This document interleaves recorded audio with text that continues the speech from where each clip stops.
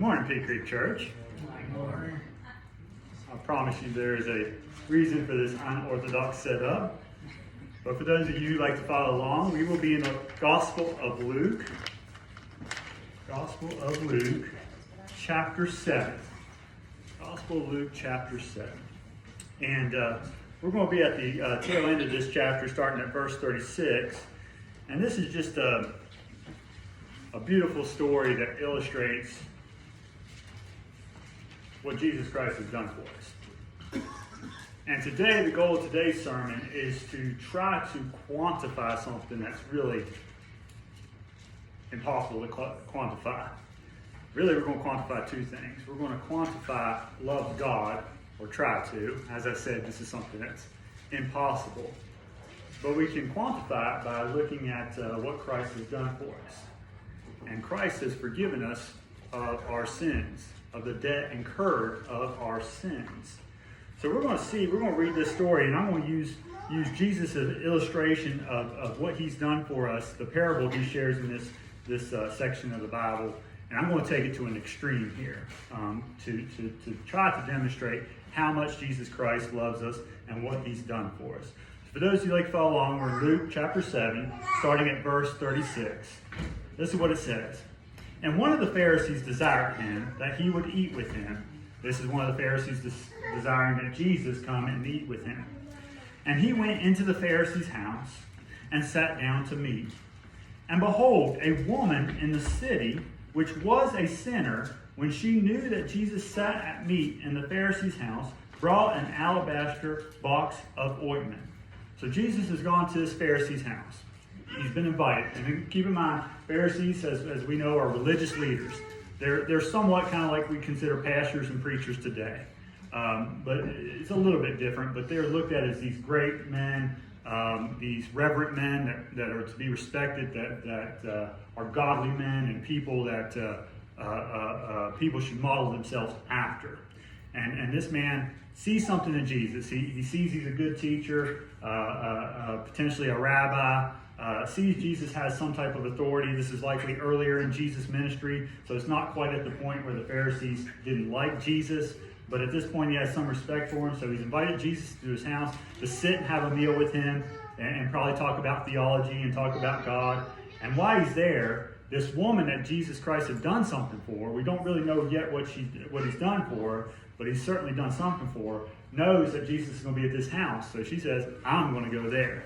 Ain't that amazing when you want to just be with Jesus? That's what this woman wanted to do.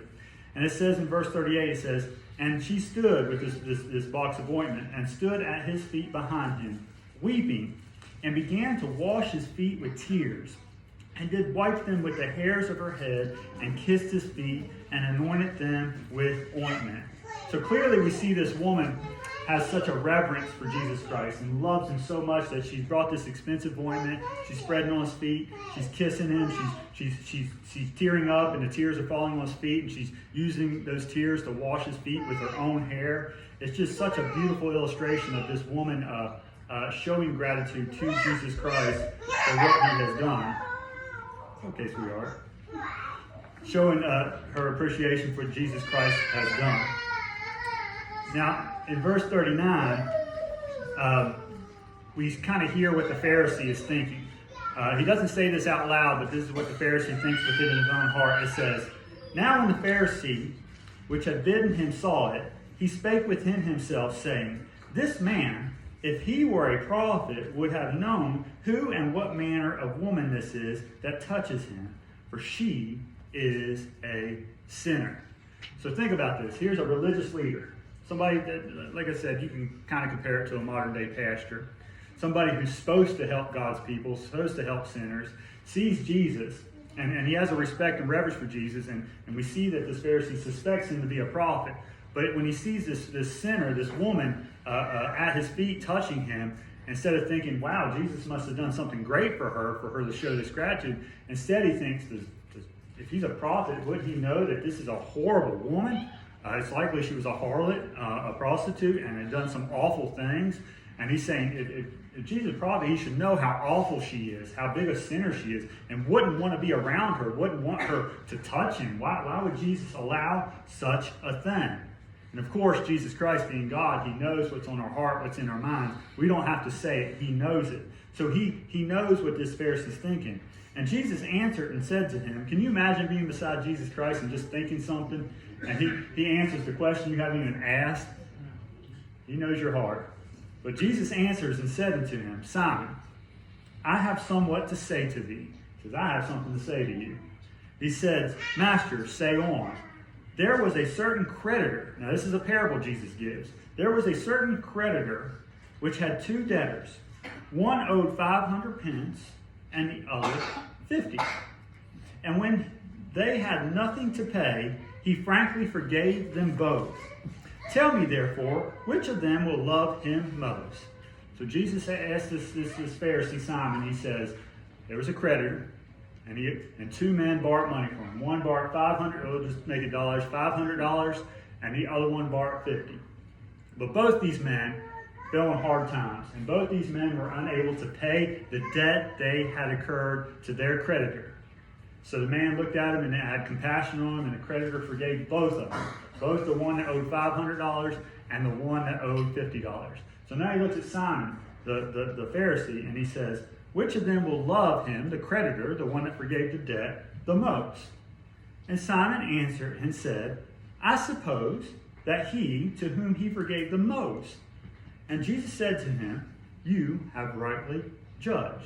This is common sense. If the creditor forgave you even more, then you'd be even more appreciative. You would love and respect and have more gratitude towards how much you've been forgiven of a higher debt.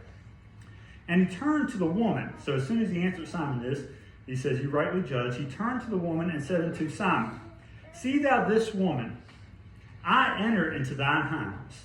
Thou gavest me no water for my feet, but she hath washed my feet with tears, and wiped them with the hairs of her head. Thou gavest me no kiss, but this woman, since the time I came in, hath not ceased to kiss my feet. My head with oil thou didst not anoint, but this woman have anointed my feet with ointment. Wherefore I say unto thee, her sins, which are many, are forgiven, for she loved much. But to whom little is forgiven, the same loveth little. Now I love this analogy. Jesus has did this analogy. You just saw Teresa was quoting some other parables from Jesus where he used agriculture, an earthly thing, to relate a spiritual thing. That's what Jesus' parables were all about. Now Jesus has illustrated an earthly thing that we understand, debt, owing somebody money, and being in that debt and the burden it puts on it. And Jesus has related that to the debt of sin, the spiritual debt, which requires our death and eternal hell. Well, Jesus is the ultimate creditor. He's forgiven us our debts. He's paid the price for our debts. So he's illustrating this. And it's very beautiful because in this analogy, Jesus is telling this Pharisee, you and her are both sinners. You and her are both in debt. Sure, she may be in debt more money, or more spiritual debt, or more sin in this case, than you. But both of you have been forgiven. But only one of you has accepted it. Only one of you has shown gratitude and thankfulness and appreciation to me for forgiving you of sins. So in this case, only one of them is truly debt-free. One of the burden has been lifted. The other one is still in debt if he doesn't accept his need for Christ. And he said to her, thy sins are forgiven. And they that sat at meat with him began to say within themselves, who is it that forgiveth sin also? And he said to the woman, thy faith has saved thee, go in peace. So this woman recognized how great Jesus Christ was to her, how much he loved her, what she had done for her, because she recognized how grave her sins were and how insurmountable the debt of her sin was, and Jesus forgiven. She had such an appreciation for what Christ had done. So in this analogy, I want to take it to an extreme. It's hard to quantify spiritual things in earthly terms. But we're going to look at earthly debt, something we can all understand. How many of you have ever been in debt in your life? I'd ask how many are still in debt, but I'm afraid to see how many of our hands go up. We know the debt that the burden of debt puts on us. Even if it's responsible debt, even if it's something we can, a mortgage payment, a car payment, student loan, even if it's something we can handle, we still know it puts a burden on us and we have to budget for it and plan for it. Well, we know how big the burden of debt is in our personal lives, but I want to relate that to the burden of debt spiritually. And if we can understand how grave the debt of sin is and how insurmountable that debt is for us to pay, then we'll know how great the price that Christ has paid for us. So I want to illustrate things using debt today. While I'm getting things ready here, I was looking up some stats, and the average American adult owes right now is in debt $90,000. That's a lot. I mean, you think about it, especially married couples, like, well, we got that easily. Well, keep in mind, if you're a married couple, the debt of the mortgage would be divided to the two of you. So it's still a lot, especially when you get into families. But I also read that the average American will pay about $125,000 in interest throughout their lifetime. That means the average American, the average person here, will spend $125,000 not on a good or a service, but the interest they borrow just to get that good or service. It's almost like wasted money, just going into the pockets of bankers. So debt, we know personally what a burden it can put onto us. We know how stressful it can be. And some of us have especially those have lived through economic hard times, sometimes you get to the point where you just can't pay it. And you have to file what's called bankruptcy. So we know how insurmountable debt can be and what a burden can be. But I want to illustrate something bigger, an even bigger debt that affects all of us. And that is the U.S. national debt. Now, you're in for a ride here, and bear with me, because there's a lot of math to do here today. How many of you were here when I used pennies to demonstrate how many people were on the earth?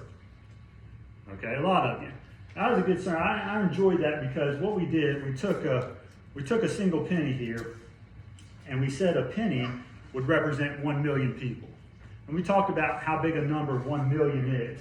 We talked about how the population of the two counties we serve here, Allegheny and Ashe, is 40,000 people. So it would take 25 Alleghenies and Ashe counties to make 1 million people. And then we use that penny and we pile on this table 7,800 pennies representing 7.8 billion people. And what was frightening was the realization of how many of those people in this world don't have Christ, and how many people are in danger of the debt of sin and were destined for death and hell if they did not receive Jesus Christ. So it was a wonderful illustration of a big number, 7.8 billion people. And each of these pennies at that time represented 1 million people. Now today, this penny is going to represent dollars. But instead of this penny representing 1 million, because if I priced the national debt in millions, it would fill up this entire church in pennies. So instead of this coin, this little penny representing 1 million, it's going to represent 1 billion. 1 billion. Now, if it takes 25 Ashe counties and 25 Allegheny counties population-wise to equal 1 million, how many of Ashe counties and Alleghenies do you think it takes to make 1 billion people? 25,000. Now, think about this. I want to put this billion in perspective because it's important that we put the burden of the debt on America in perspective. If you count it, how old you would be if you were 1 million seconds old, how old would you be? If you were 1 million seconds old, you'd be about 11 and a half days old. 11 and a half days old to be 1 million seconds. But if you were 1 billion seconds old, how old would you be? 31 and a half years old. It takes 31 and a half years to equal 1 billion seconds. Some of you are starting to feel real old. If you're 2 billion seconds old, you are a senior citizen. Your turn to cover. A billion is a big, big number. Now let's quantify a billion as far as understanding our own budgets. The average American makes about $50,000 a year. I'm rounding these numbers out just because it's a lot easier. So if you're the average American and you are $1 billion in debt, the bank would be in trouble because you're never paying that back. But it would take you 20,000 years, making $50,000 a year to pay back $1 billion. So now, as we go through this, the bigger picture is we're going to look at earthly terms. We're going to look at the burden of debt and how quickly that debt can escalate when you do the wrong things. And we're going to compare that to the burden of the debt of sin. And once we understand how grave that burden is, then we can understand what Christ has done for us. So 1 penny represents $1 billion. That's 20,000 years of your hard labor in 1 penny. So we're going to start in 1930. In 1930, what do you think the national debt was?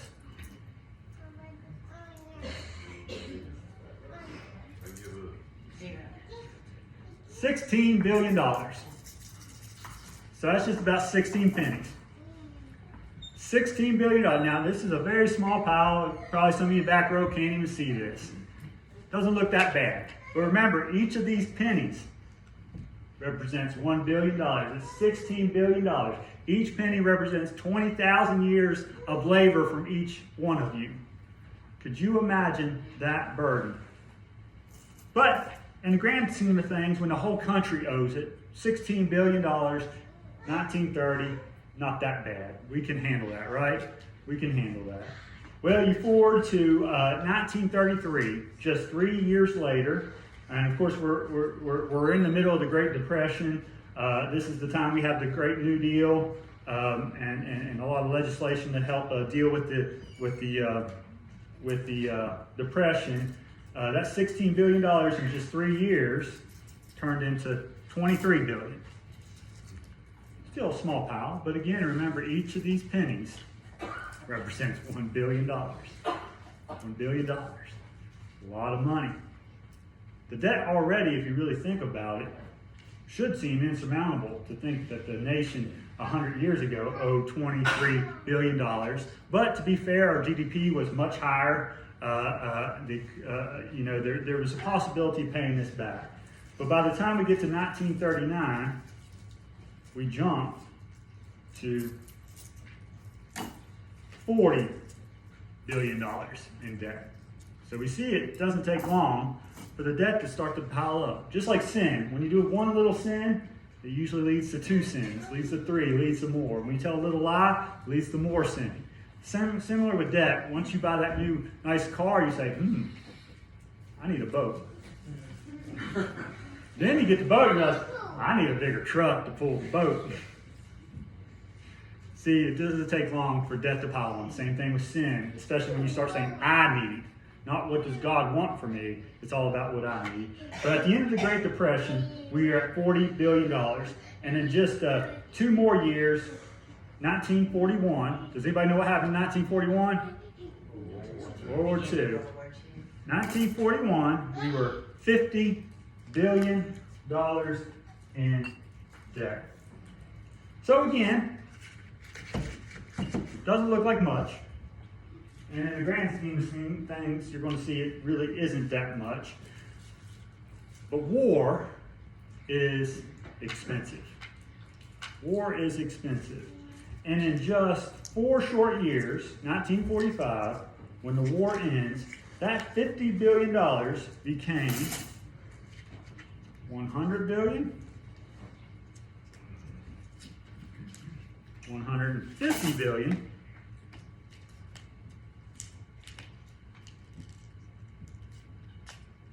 I promise I'll open most of these rolls, $200 billion, $250 billion. Remember, in 1930, we were only at $16 billion.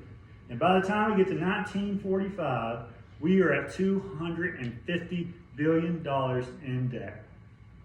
It's all the taxpayers, and not just taxpayers in this country, but everybody is hurt by this debt. We'll talk a little bit more about that here in a moment. But the burden on our country in 1945, especially when we look back and we finance much of World War II, is $250 billion. Each penny represents $1 billion. Each penny represents 20,000 years of labor from you.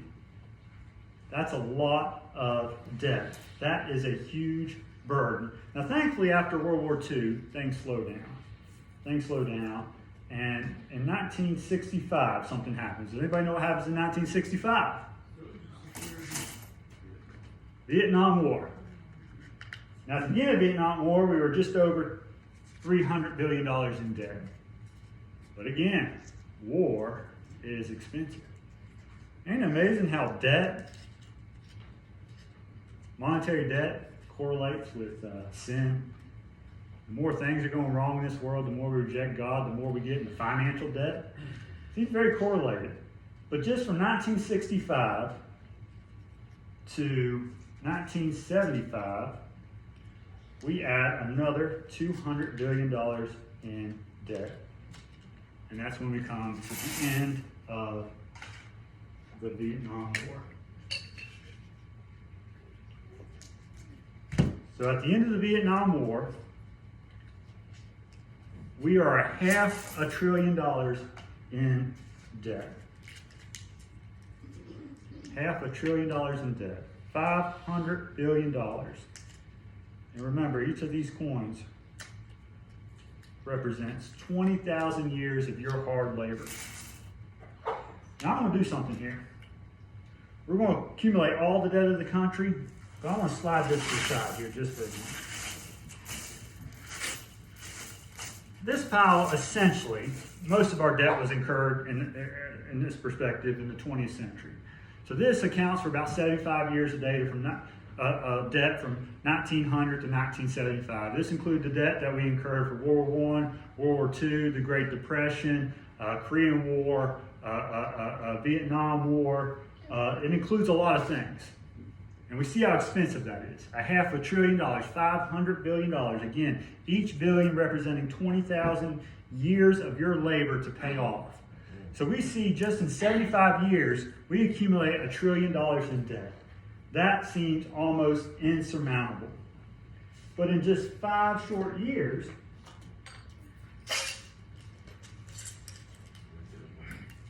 we double that. In 5 short years, we double that. 75 years of debt. Multiple world wars, Korean War, Vietnam War, Great Depression. And in 10 years without war, just running the country, double it. Double it.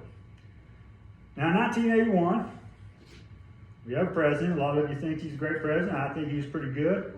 He cut taxes. I think was wonderful. We also spent a lot of money. And by the time we get to 1986,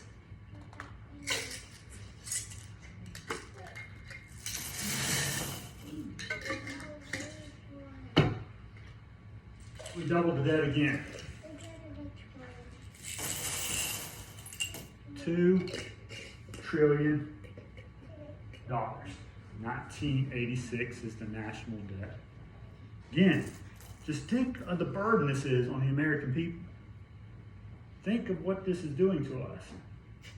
And to be quite frank, what we're really doing is deferring this debt, this burden, to our children and our grandchildren.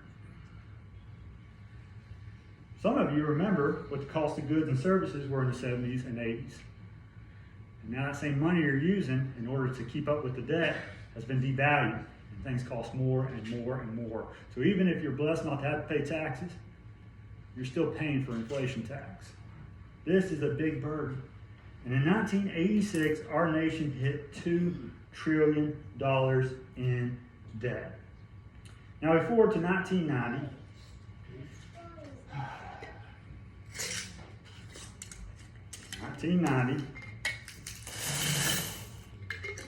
we've incurred another $1 trillion. Only have to do half of this. We're up to $3 trillion, technically $3.2 trillion in 1990. But does anybody know what happened in 1990?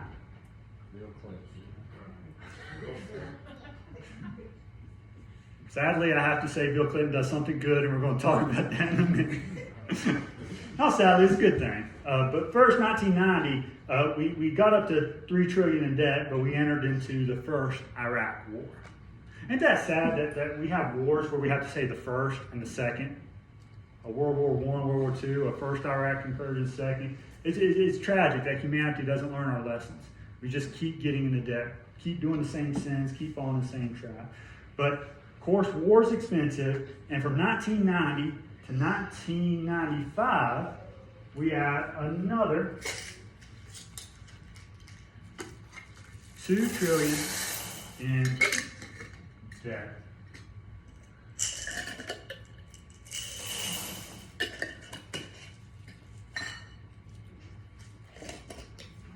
Y'all don't know how much I loved you sorting all this. Another $2 trillion. So we're up to $5 trillion in debt. Look at this, 75 years, including 2 world wars and the Great Depression. And just 20 more years.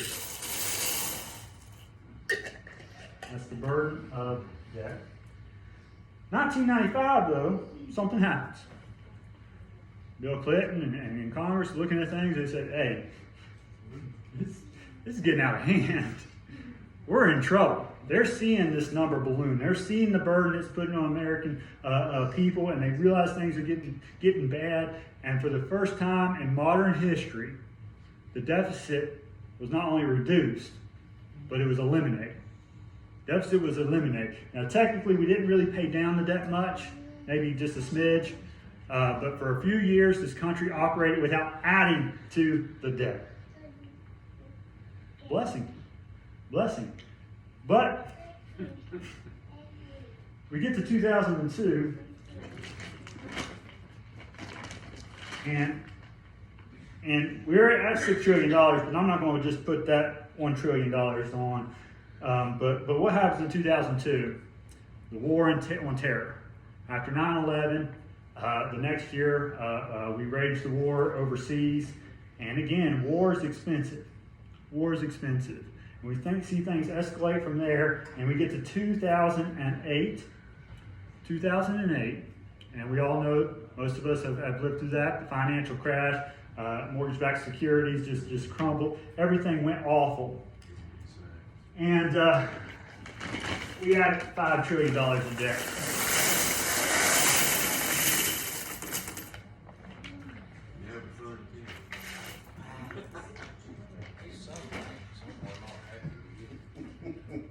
There's 4 banks not happy with me.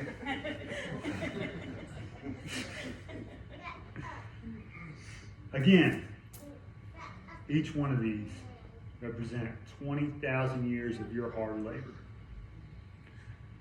What's sad is it's really representing 20,000 years of the hard labor of our descendants. This is a big burden.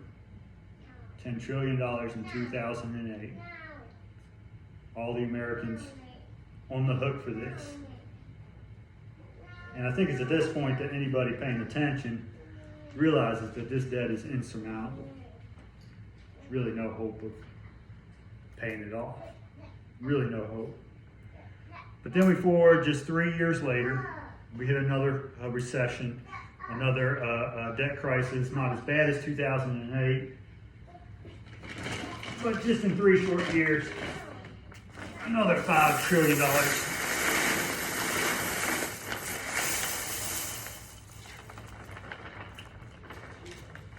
2011, we are $15 trillion in debt. This is 15,000 pennies, representing so much money, so much burden, so much debt on the American people.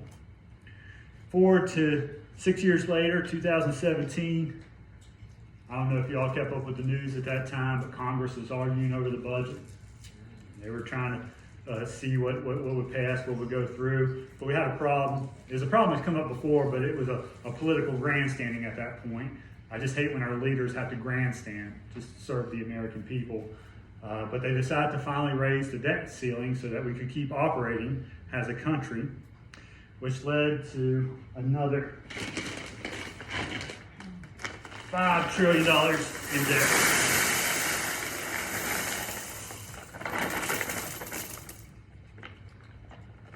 In 2017, we were $20 trillion in debt. 20 trillion. It's insurmountable. And this is a burden that's going to affect Americans until America no longer exists, to be quite frank. This debt has to be paid. This debt has to be. You see, you may be thinking, well, just file bankruptcy, let the creditor take the hit. We are the creditor. It's our money they stole. And let me tell you something, the government won't pay that. Government doesn't pay anything. Government has to take your or my money to pay this. But this is such a burden, and it's so sad. And what's sad is this is 2017. We're in 2022.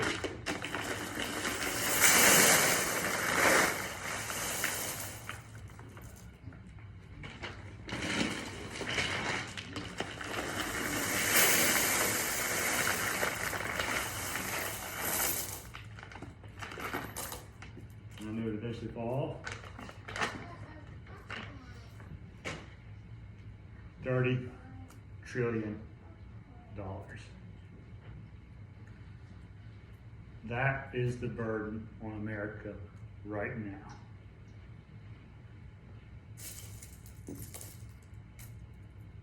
That's 100 years ago. Don't take long. Don't take long. And unfortunately, I have no answers for this. No answers for this. No answer how we move this burden of this debt from the American people. No answer going forward. How do we pay this down? How do we get out of debt? If we're realistic about it, we're in such a big mess that there is no solution. But just as Jesus illustrated this message of a creditor, and understanding that if a creditor forgives you of a great sum of money, the appreciation you'd show to him. I want to use this. We still can't really comprehend 30 trillion. I know I can say this is 1 billion. I know we can say it's 20,000 years of your labor to pay off this 1 billion. And I know we can kind of extrapolate, but we know realistically in our mind we can't fathom these numbers. We can't understand these numbers. But we can understand how scary and dire and how overwhelming this burden of this debt is. But let me tell you something. This debt pales in comparison to the debt you have in your sins. There's not enough pennies to illustrate what my sins and your sins have caused. Our sin literally separates us from God, puts us at enmity with God. God is eternal perfection. And if you're finite wrong or finite evil, if you're just a little sinner, and his eternal glory and his eternal presence, you'd be consumed.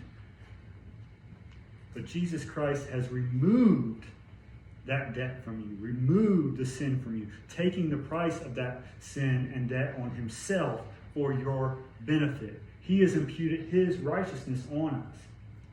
So when we understand how great the national debt is, and we understand that our personal sin, our spiritual sin, the things we've done against God, the debt we owe God, it's even greater, even more insurmountable, even more impossible for you and I to pay. when we appreciate how big a trouble we are in our sin, and we appreciate how great God is for what he has done for us, we appreciate the debt he paid for us. And keep in mind, he's not just a banker that just goes in the computer and takes the debt off the table. He paid the price of that debt for you on that cross. He suffered death for you. He suffered the wrath of God for you. He still paid that price. He didn't just clear the debt away. He paid it for you and I. So when we understand how insurmountable this debt is, not this debt here, not the national debt, but the debt of our spiritual sin, our rejection of God, our rejection of his commandments and what he'd have for us, then we understand how great and amazing the love of Jesus Christ is and what he did for us on that cross. So with that in mind, I want to just ask you all to stand. I'm going to have Diane play us some music here. And I just want you to reflect on how amazing our God is, how amazing it is that he has forgiven this massive debt that you and I could never repay in our lifetimes, in multiple lifetimes. And I think we'll respect him and love him more, just like that woman did in the story we just read, and we'll show our gratitude through love and appreciation of him. So Diane, if you would, play my song.